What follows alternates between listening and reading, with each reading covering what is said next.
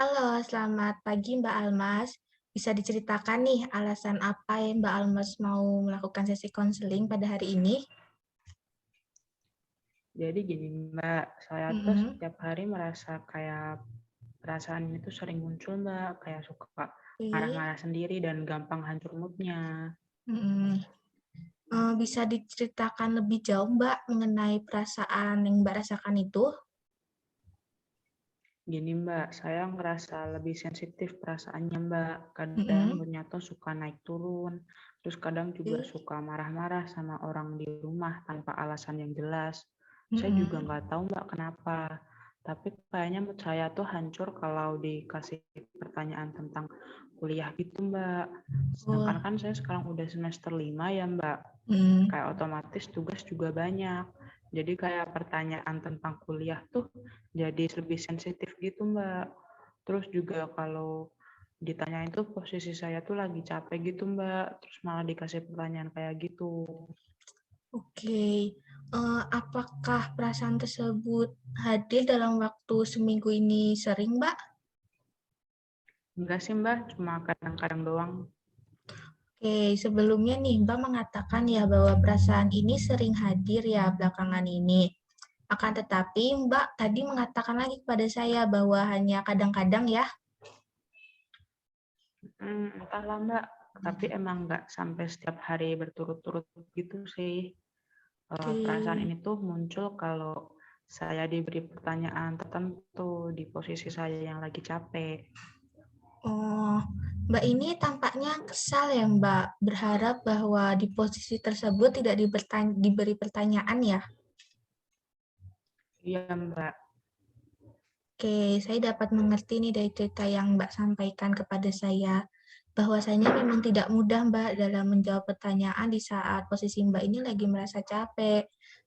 Dan menurut saya perasaan tersebut wajar kok Mbak rasakan. Ya kan Mbak, kayak bete banget Mm-mm. gitu sampai nggak mood seharian. Pertanyaan sepele juga langsung mempengaruhi mood saya deh. Iya Mbak, saya dulu juga pernah loh Mbak merasakan hal yang serupa. Saya dan kemudian tuh perlahan-lahan tuh mengubah pola pikir yang negatif itu ke lebih yang positif dan berhasil Mbak. Karena tidak ada yang tidak mungkin bukan jika kita mau berusaha. Iya Mbak, saya juga sempat berpikir seperti itu untuk Mm-mm. menceritakan perasaan yang saya alami ke orang tua saya. Tapi saya takut Mbak kalau misalnya Hmm? orang tua tahu terus tidak mendukung dan dibilang tidak dewasa, terus nanti ujung-ujungnya dibanding-bandingin Mbak. Oh, Mbak ini masih merasa ragu ya jika harus berbicara dengan orang tua ini karena Mbak takut jika Mbak menceritakan hal tersebut ini, Mbak malah dibilang kekanak-kanakan dan dibanding-bandingkan dengan orang lain ya? Sepertinya gitu deh Mbak. Tapi kan Oke. Mm-mm. saya juga tahu sih Mbak kalau saya masih Mm-mm. kekanak-kanakan, belum bisa berpikir dewasa. Kayak masalah sepele juga saya lampiasin ke orang lain. Tapi gimana lagi ya Mbak, namanya juga Mm. lagi capek, terus pertanyaannya juga topiknya sensitif. Ya Mbak, saya dapat mengerti kok Mbak. Akan tetapi ya Mbak, jika saya lihat ini, Mbak Almas mampu loh menyadari bahwa Mbak ini belum bisa bersikap dewasa dengan melampiaskan perasaan tersebut ke orang lain ya. Iya Mbak, bener banget. Terkadang kayak masalah ini tuh bikin saya bingung Mbak harus ngapain. Saya Mm-mm. juga nggak tahu apa yang harus saya lakukan. Menurut Mbak Indah, saya harus ngapain ya Mbak? Saya tidak tahu yang harus Mbak lakukan.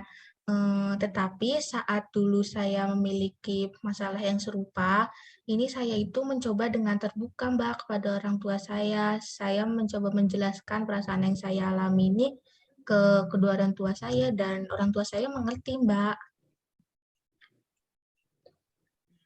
Mungkin saya juga mencoba ya Mbak untuk terbuka ke Mm-mm. orang tua saya juga. Siapa tahu orang tua saya bisa mengerti tentang saya dan bahkan mendukung Iya. saya Mbak. Iya, benar banget, Mbak. Mungkin memang ya beberapa kali tuh kayak kita membutuhkan nasihat dan peran orang terdekat, apalagi orang tua ya.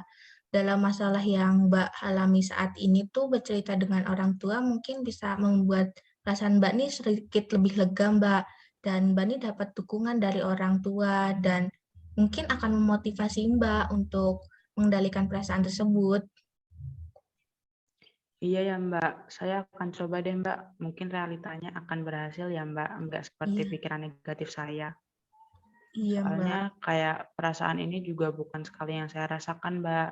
Cuman ya gitu, sekarang Hmm. tuh lebih sensitif aja. Oh, berarti ini bukan pertama kalinya ya, Mbak? Kalau begitu bisa diceritakan nih, Mbak, bagaimana cara Mbak dalam mengendalikan perasaan yang pertama kali itu? Waktu itu saya coba cari hiburan dengan film sih Mbak, kalau nggak nonton Mhm, video gitu. Dan waktu itu berhasil. Tapi untuk yang oke. sekarang tuh jadi lebih susah Mbak untuk mengendalikannya. Saya juga udah Mmm, coba pakai cara itu lagi, tapi nggak mhm. berhasil. Bukannya gagal ya Mbak kalau misalnya saya tidak berhasil meredakan perasaan tersebut. Meskipun dengan cara yang pertama kali Mbak terapkan untuk sekarang ini tidak berhasil, tapi Mbak ini kan sudah mampu ya menyadari bahwa Mbak ini tidak bersikap dewasa dan Mbak juga mau melakukan perubahan. Eee, karena ya Mbak, nggak semuanya orang mau loh Mbak menyadari hal tersebut dan tidak semua orang juga mau untuk melakukan perubahan seperti yang Mbak lakukan. Menurut saya Mbak ini sangat luar biasa loh. Terima kasih Mbak atas pujiannya. Mulai sekarang saya bakal mencoba Mbak untuk lebih terbuka sama orang tua saya, seperti yang sudah kita diskusikan tadi. Ah, bener banget Mbak. Kalau misalnya saya merasa ragu untuk melakukan hal tersebut, bagaimana? Kadang kan kita beberapa kali merasa ragu atas keputusan tersebut. Iya sih, Mbak. Mungkin beberapa kali juga kita dihadapkan dengan situasi kita tuh merasa ragu. Tapi Mbak, coba saat Mbak di posisi tersebut nih, Mbak membayangkan bahwa banyak orang lain tuh mendukung Mbak, dan jika Mbak berhasil ini, banyak orang terdekat Mbak tuh yang senang dan keberhasilan Mbak itu mungkin dapat membawa perubahan dalam hidup Mbak. Baik, Mbak, saya lakukan kalau berada di posisi itu. Oke, Mbak Almas. Eh, Mbak Almas, saya sedikit ulas ya dari awal kita berkonseling ya, bahwa Mbak ini mengeluh akhir-akhir ini tuh sering merasakan sensitif dan berdampak kepada tugas-tugas Mbak yang terbengkalai dan mood Mbak yang hancur ya. Perasaan ini juga bermula di saat Mbak tuh diberi pertanyaan terkait tugas ataupun perkuliahan di posisi Mbak ini sedang merasa capek. Setelahnya kita juga mendiskusikan terkait strategi atau ide-ide yang akan Mbak lakukan ke depannya ya dalam mengendalikan perasaan inti. Dan kita lihat bahwa progres yang sudah Mbak lakukan ini sudah lumayan jauh loh Mbak. Eee, menurut saya juga progresnya itu sangat luar biasa loh Mbak. Ya, Mbak, saya juga merasa begitu. Oke, sekarang bisa nggak nih Mbak jelaskan apa saja nih yang sudah Mbak pelajari selama sesi konseling kita? Dari konseling ini saya belajar, Mbak, bahwa Mhm. apapun perasaan yang saya alami, lebih baik saya mencoba menceritakan kepada orang terdekat. Dan tidak baik, Mbak, kalau misalnya saya melampiaskan perasaan ini ke orang yang tidak bersalah. Saya jadi berusaha untuk terbuka kepada orang terdekat dan mencoba untuk perlahan-lahan mengendalikan emosi saya. Terima kasih ya, Mbak, sudah membantu saya. Iya Mbak, terima kasih kembali juga buat Mbak Almas. Saya juga senang bisa mendampingi dan berproses bersama Mbak Almas. Berarti kita akhiri ya sisi konseling pada kali ini. Dan juga saya minta maaf nih apabila terdapat kesalahan yang baik disengaja maupun tidak disengaja ya Mbak. Semoga kita bisa berjumpa lagi di saat situasi Mbak ini sudah jauh lebih baik ya Mbak. Ya, Mbak Indah.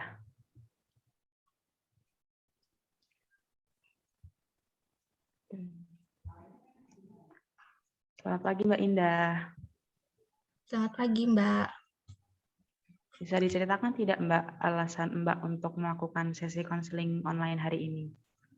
Jadi gini, Mbak, beberapa hari kebelakangan ini tuh saya kayak banyak pikiran gitu loh Mbak tentang tugas kelompok, bahkan sampai Hmm. kelewat jam tidurnya gitu loh Mbak.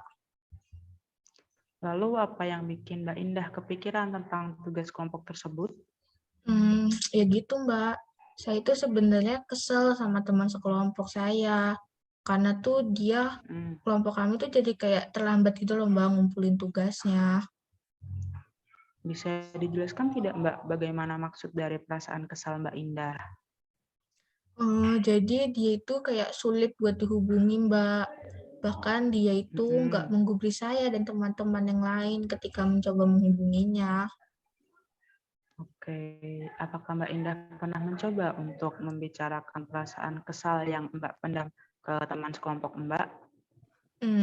Saya tidak membicarakan perasaan kesal tersebut sih, Mbak. Eee, saya juga rasa dia tuh kayak nggak akan berubah tindakannya. Jadi saya berusaha untuk merasa biasa aja kalau harus ngerjain tugas kelompok lagi. Baik, jadi Mbak Indah mengatakan kalau Mbak tuh berusaha untuk merasa biasa saja ya Mbak, akan tetapi Mbak Indah masih menyimpan rasa kesal terhadap teman Anda. Entahlah Mbak, saya tidak mau jika saya membicarakan perasaan kesal itu terhadap salah satu anggota kelompok, itu bisa mempengaruhi anggota kelompok yang lain yang nggak berhubungan gitu loh Mbak. Oke, mungkin Mbak Indah tidak mau membicarakannya karena Mbak merasa takut kalau keadaan kelompok Mbak akan berubah menjadi canggung. Ya gitulah Mbak. Sebelumnya ya Mbak Indah nih pernah mencoba untuk mengkomunikasikan hal ini dengan teman sekelompok Mbak. Saya waktu itu pernah sih Mbak hubunginnya tuh lewat kayak grup kelompok. Saya tuh kayak nge-tag dia di pesan saya, tetapi pesan saya itu bahkan nggak dibaca Hmm. Mbak sama dia. Jadi saya tuh ngerasa nggak berguna gitu loh Mbak udah nge-tag dia di pesan grup. Oke, walaupun teman Mbak tidak merespon Mbak Indah ya, tetapi kan Mbak Indah sudah berusaha untuk menghubunginya kan. Tindakan Mbak Indah ini tuh sudah cukup baik loh. Dengan Mbak Indah berusaha untuk menghubungi teman Mbak, berarti Mbak Indah sudah berusaha kan untuk menyelesaikan masalah Mbak. Iya Mbak, dengan Mbak berkata seperti itu juga tuh jadi kayak saya merasa lebih baik karena saya setidaknya kan udah berusaha. Mm-mm. Iya, baiklah. Tadi kan Mbak Indah mengatakan bahwa Mbak sudah mencoba untuk menghubungi salah satu teman Mbak melalui pesan grup ya Mbak. Apakah Mhm. Mbak Indah memikirkan cara lain? Saya sepertinya akan mencoba menghubunginya secara pribadi deh. Saya berusaha menelepon dan Oke, memberitahunya mengenai ia yang sulit dihubungi dan sulit diajak bekerja sama. baiklah. Jadi Mbak Indah akan menghubungi Mbak melalui pesan grup dan pesan pribadi ya Mbak. Iya Mbak, saat ini saya rasa kedua hal tersebut dulu aja ya Mbak yang akan saya lakukan. Karena saya rasa jika terlalu banyak pilihan itu akan membuat saya kesulitan. Betul Mbak, kedua hal tersebut tuh dapat berhasil loh Mbak jika Mbak Indah melakukan. Saya dulu juga pernah Mbak melakukan hal yang sama. Saya mencoba menghubungi secara pribadi teman satu kelompok saya yang bermasalah dan ia pun membalas pesan saya loh Mbak. Benar kan Mbak? Wah, saya menjadi semakin percaya diri deh Mbak untuk menghubunginya secara pribadi. Iya Mbak, saya harap Mbak Indah dapat berhasil menghubungi teman Mbak ya. Baiklah, jadi saya akan mereview dari awal ya Mbak. Mbak pada Iya. awalnya mengeluhkan bahwa Mbak sulit tidur karena sedang memendam rasa kesal kepada salah satu teman kelompok Mbak. Mbak Indah juga mengatakan bahwa Mbak tidak mau untuk membicarakan rasa kesal yang Mbak rasakan atau yang Mbak pendam karena Mbak takut kalau situasi di kelompok Mbak akan menjadi canggung. Setelah itu, kita juga sudah berdiskusi tentang strategi yang dapat Mbak lakukan untuk menyelesaikan masalah tersebut, yaitu dengan menghubungi teman Mbak melalui pesan grup dan pesan pribadi. Kalau kita lihat lagi ya Mbak, proses yang Mbak sudah jalan itu sudah cukup baik loh. Iya Mbak, terima kasih. Saat ini bagaimana perasaan Mbak Indah? Saya merasa jauh lebih baik sih, Mbak. Dari awal yang saya merasa kesal, saya jadi tahu bahwa diri saya itu sedang tidak baik. Saya juga berusaha untuk Ya, menyelesaikan masalah saya, dan saya berterima kasih karena Mbak tuh sudah mau membantu saya selama ini. syukurlah Mbak. Proses konseling ini juga dapat berjalan lancar karena Mbak Indah sangat kooperatif saat menjalaninya. Saya merasa senang Mbak sudah mendampingi Mbak Indah selama kurang lebih 4 minggu ini. Hal ini berarti sesi konseling kita sudah berakhir sampai di sini ya Mbak. Saya harap Mbak Indah dapat segera menyelesaikan masalah Mbak dan dapat kembali menjalani kehidupan seperti biasanya. Terima kasih Mbak Indah sudah mempercayakan biro kami. Saya minta maaf ya Mbak jika selama proses konseling saya melakukan kesalahan kepada Mbak, baik yang disengaja maupun tidak.